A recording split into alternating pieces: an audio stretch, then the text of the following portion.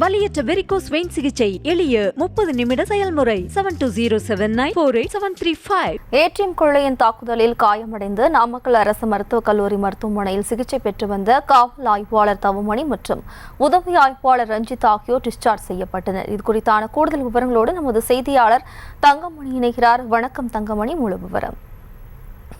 ஜெயஸ்ரீ வணக்கம். அதாவது கடந்த 7 தினங்களுக்கு முன்பு கேரள மாநிலம் திருச்சூர் ஏடிஎம் கொள்ளையடிக்கப்பட்ட வழக்கில் நாமக்கல் மாவட்டம் வெப்படை காவல் நிலையத்திற்குட்பட்ட சன்னியாசுப்பட்டியில் அந்த கொள்ளையர்களை பிடிக்கும் பொழுது ஒரு கொள்ளையன் அங்கிருந்து தப்பித்தார். அவனை குமராபாளையம் காவல் ஆய்வாளர் தவமணி என்கவுண்டர் செய்யப்பட்ட நிலையில் மற்றொரு குற்றவாளி தவமணி மற்றும் உதவி ஆய்வாளர் ரஞ்சித் ஆகியோரை தாக்கினர். தொடர்ந்து இதில் பலத்த காயமடைந்த காவல் ஆய்வாளர் தவமணி மற்றும் உதவி காவல் ஆய்வாளர் ரஞ்சித் ஆகியோர் நாமக்கல் அரசு மருத்துவக் கல்லூரி மருத்துவமனையில் சிகிச்சைக்காக அனுமதிக்கப்பட்டனர்.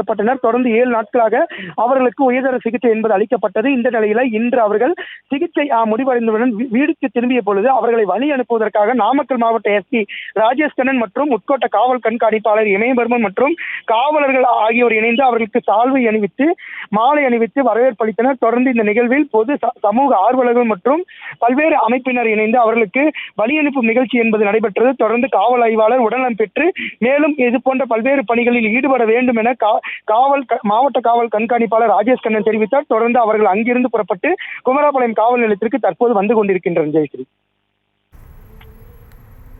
விவரங்களுக்கு நன்றி தங்கமணி.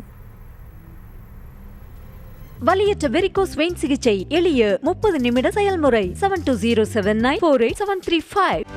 செய்திகளை உடனுக்குடனும் துல்லியமாகவும் தெரிந்து கொள்ள சப்ஸ்கிரைப் பண்ணுங்க.